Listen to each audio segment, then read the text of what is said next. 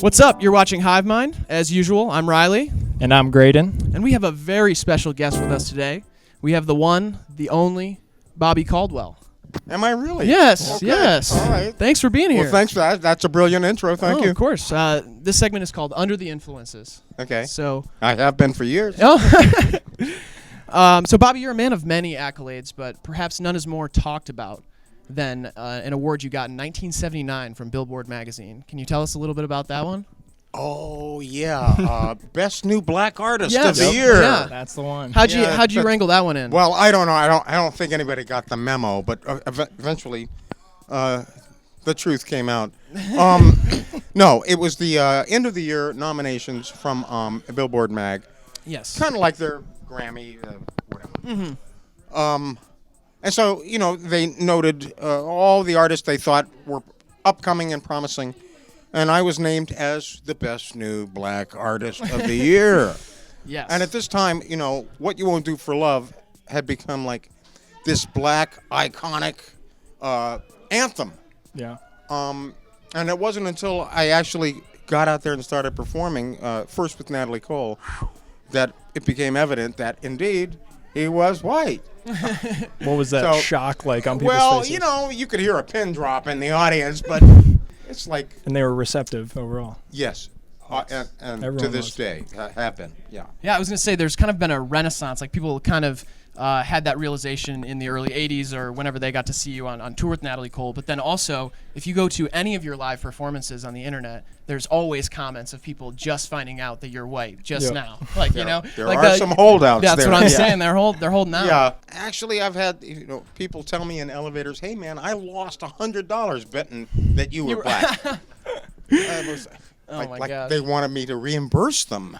Mm-hmm. And, of course, that's not going to happen. Yeah. At the end of the day, it's flattering because I cut my teeth on, Motown and Philly and all that stuff. Mm-hmm.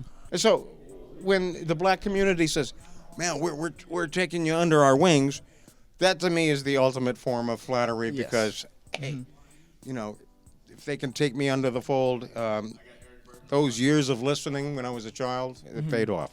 I want to talk a little bit about Frank Sinatra and vocal pop. You've called in the past. You've called Michael Bublé and Natalie Cole kind of torchbearers for that sound.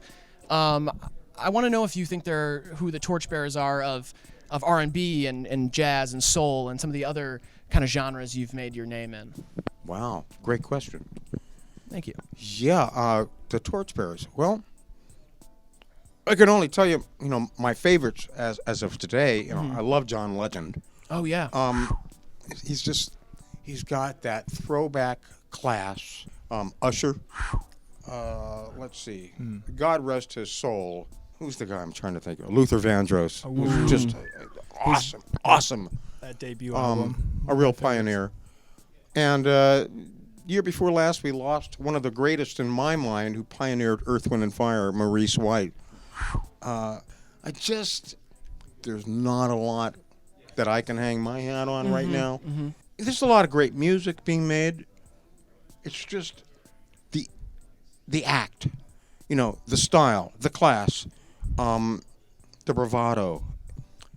You don't see that anymore, It's sad. So maybe the new generation will bring something to the front. I don't know. Definitely. I'd like to ask, on your most recent album, Cool Uncle, aptly named, on the third track, I think it is, you have a rap verse on it. And I was interested in what you see from the growth of that as a genre and, like, if you're influenced or listening to any hip-hop or if you see that class in that genre, like you were saying, if there's any one name that sticks out. Well, refresh my memory. The guy's name, the rapper. Jay-Z. Jay-Z. Got it. That's who it is. We wanted the album to appeal to a broad mass. People from yesteryear and people current. That's why we added Denise Williams, who's like a throwback from yesteryear and still, a completely viable singer. So I put my hands on the guy, Jack Splash. I let him produce the record. The first time I ever did that. And he brought to the front some stuff, that I wouldn't have thought of. He's thinking in another genre than I am. Yeah, it's definitely a lot of modern production on it. So I embraced that, and he brought in CeeLo. I reached out to Denise Williams, and he knew this rapper in Miami, Florida, who added something, indeed, to the overall picture of things. And I'll tell you what, I've never made an album in 2 months, and that's how fast we did that record. Really? Wow. It was just really expedient because we were having fun, It definitely sounds like it. That album's great. Hey, well, thank I you like for that. I'll pass that on. Game Over, especially. Yeah, okay. Sticks out. Mayor Mayor Hawthorne, yeah. Oh, that's nuts. That is a jam. So, Flat out. Mayor and Jack Splash got together. This was the last cut on the album. I'd already done, I think, maybe 10 cuts with Jack. And Mayor came in at the ending, and Jack and Mayor wrote something together. Mayor had to go somewhere. And so Jack sends me the track. He says, "Hey, can you write the second verse and sing it just like Mayor?" I said, "What? Are you nuts?" So, all right. So I'm listening to Mayor's vocal, and he's like living up in the stratosphere, right?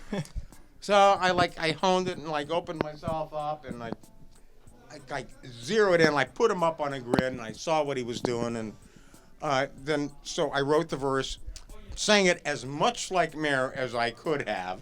I think I pretty much nailed it. Yeah, you did. Yeah. And so the end result is what you see. But prior to that, before we even started Cool Uncle, I had actually gone out to see Mayor live. Oh, yeah. Close to where I live, and was just blown away, and we hooked up. That's when we actually met each other. Fabulous guy. His background is interesting because he comes from more of a DJ place. Yeah. So he decided, after playing these records 24/7, he decided, hey, I can do this. Yeah. I can do this. And sure enough, he could.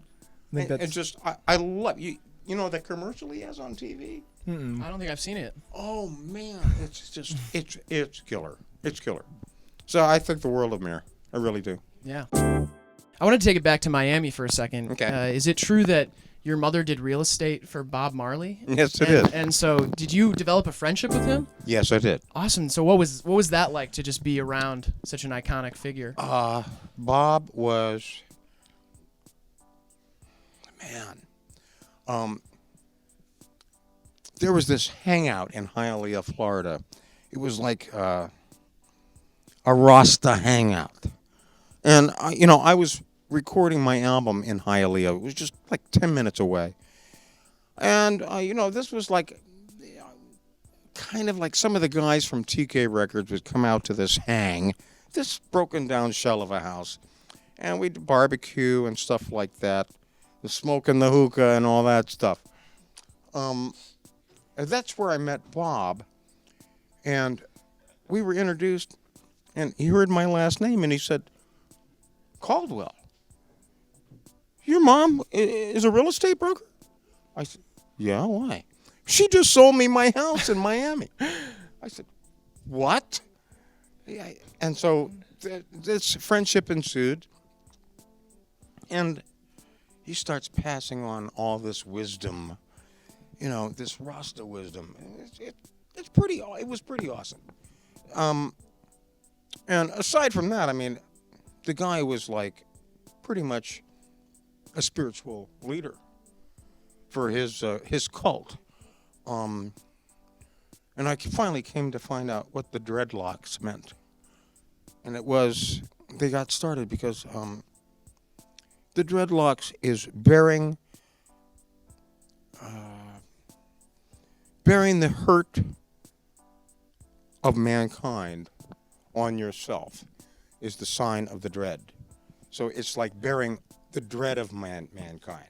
And that's why they called it dreadlock. And this is how he tried to explain it to me. It made sense. All right. I would like to talk a little more about Miami, too, because I think it's kind of a special place and the atmosphere and culture that it's created in terms of sound. And I want to know if you have a favorite album that was recorded in Miami or Hialeah at TK.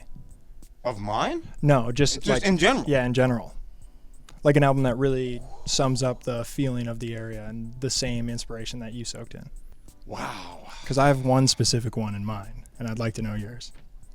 Gloria Estefan, put Miami back on the map during a lull. And, of course, Casey and the Sunshine Band did incredible things for Miami. I don't know if I was ever associated with Miami, in that regard. So, what did you pick? Party Down by Little Beaver. No way. It's I absolutely Wait a love minute. that How album. old are you? I'm 22, but I just found out that it was distributed That's like and it's like recorded. our party jam. Like How could you possibly know that? I love that record. It's Beaver and I are the same birthday, August 15th. I know. I learned all these facts today. I said it was distributed by TK Miami. This is the song that drove me to TK Records. That Party song Down. did? Oh, yeah. Oh, how about Everybody party down. Oh, yeah. That was like just on and let the good times roll. that was the stuff. Yeah. wow. But here's a sidebar to that. I finally met Beaver, and I was like, I must have made him sick. I was like, all these questions. I said, tell me about Party Down. He said, no, I don't know what. I just tell you one thing. I busted a string, and the final cut, I only played with 5 strings on the guitar. So that was Beaver, lock, stock, and barrel. That's whenever I've heard him asked about that album too. He said, I was partying in Miami, and so I made an album about partying. He's very nonchalant about it, like it just happened. Yeah. Well, all the artists on TK were like that. But Beaver, and I was just inquiring about him maybe last year. He's still in Miami. He's still playing around. Yeah. Oh, yeah. Absolutely. It's just a killer man. Most of the country, the world, they don't know Little Beaver, but Beaver was awesome. I'm always eager to show people him. Yeah. I was just gonna bring it back to your song "What You Won't Do for Love." It's been sampled over 24 times, covered over 100 times now in popular music. I was wondering if there's a rendition or interpolation of that song that you prefer, that you like, that you think was interesting. I think everyone who's done the song has brought their own thing, their own flavor to the song. I found the most stunning one to be "Go West." Oh yeah. Yeah, because it was more of a pop rendition of what was an R&B standard. And I really liked what they did. But a fella out of Minneapolis named Ricky Peterson did a version of it that was just off the chart. It was just killer. Shout out Ricky Peterson. All the rapping renditions of it, Natalie Cole and Peebo Bryson. Again, like I said, I don't really have that's hands down the best version. Everyone's brought their own flavor to it. So, but as far as being stunned, Go West. Okay. Yeah. Yeah.